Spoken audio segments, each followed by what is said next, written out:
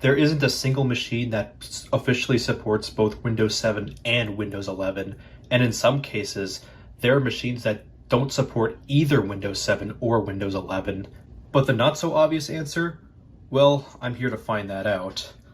As I said, I haven't done any research because I want to find this out entirely for myself. Right here is a slightly modified Windows 11 23H2 USB. The only modifications that I have done were done within Rufus, so that bypasses the minimum requirements, so we can install this on any machine that Windows 10 64-bit can run on. And I've disabled the Microsoft account check and whatnot, but those are not really relevant. And I've also written it in MBR mode because for some reason Windows 7 didn't want to install from USB from GPT for some reason on this machine. This is a Latitude E6430 with an i7 3720QM. We're just going to run the stock Windows 11 setup application for now. USB light is currently blinking.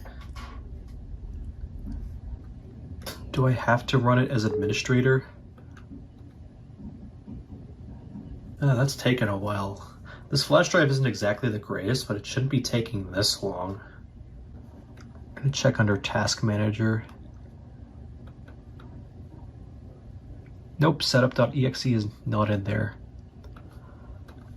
I guess what we have to do then is replace the Windows 11 setup file with the Windows 10 setup file. It's only 94K, it's not that big.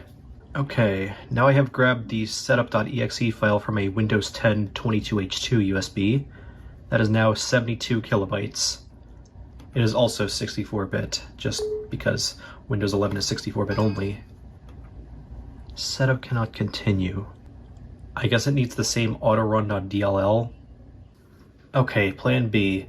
I've extracted the contents of 22H2 and 21H2 ISOs, so 23H2 didn't want to work. Let's try 22H2. Oh, it is trying. I think I'm going to have to do a little something else, though, from here. Actually, it could be very well likely that the Windows 11 installer only wants to be launched from the same drive and not a different one, although I don't see how that would change anything. Or it could be that the 23H2 installer just broke Windows 7 compatibility, and that's quote-unquote compatibility because officially it's not compatible.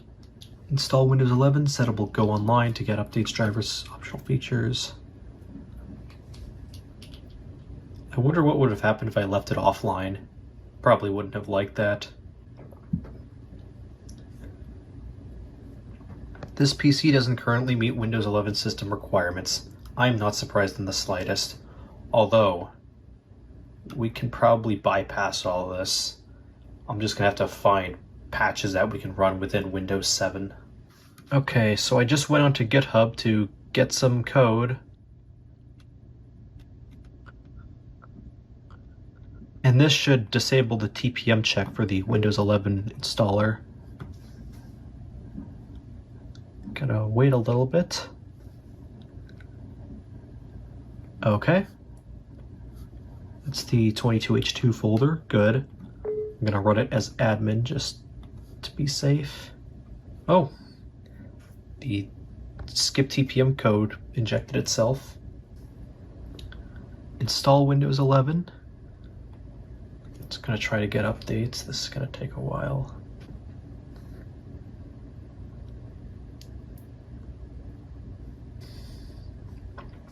Oh, skip TPM check worked. Didn't have to install anything else. Just going to select Windows 11 Pro because I'm running Windows 7 Professional. Last updated June 2021. Keep personal files only because I want to make an upgrade. Now it's going to try to get updates. Install Windows 11 Pro and keep personal files only. Well, now we're going to be installing Windows 11.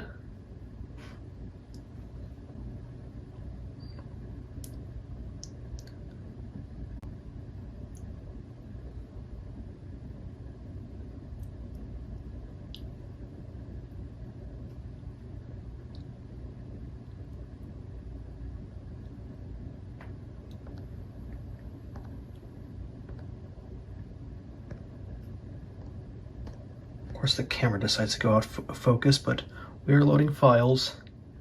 There's the Windows 11 boot logo that you're usually never supposed to see.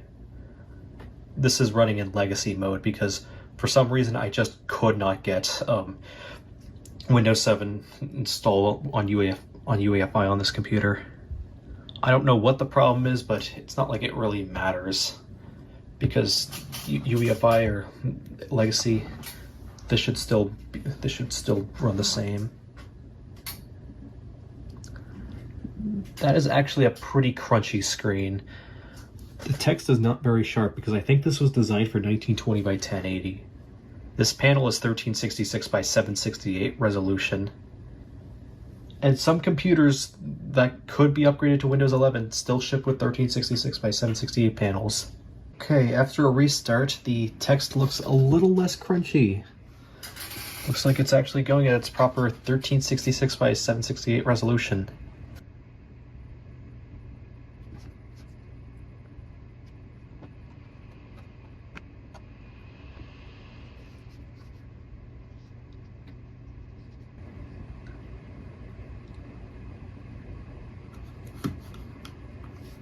No, no, no, no, no, and no.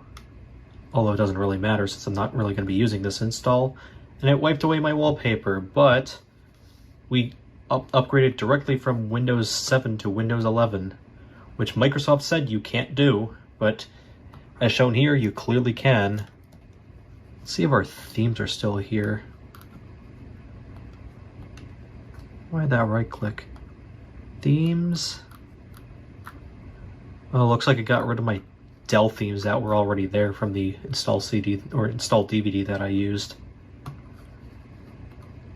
But just to show, there's the Windows 11 22H2 folder we made earlier. I meant to look for reset this PC. And we can still go back to Windows 7 if we really wanted to, even though you're not officially supposed to see this. And this was changed as well. My apps or devices don't work on Windows 11. Windows 7 seemed easier to use, faster, more reliable, which I would totally do if 7 was still, you know, actually good to use in 2024, but alas, it's 15 years old.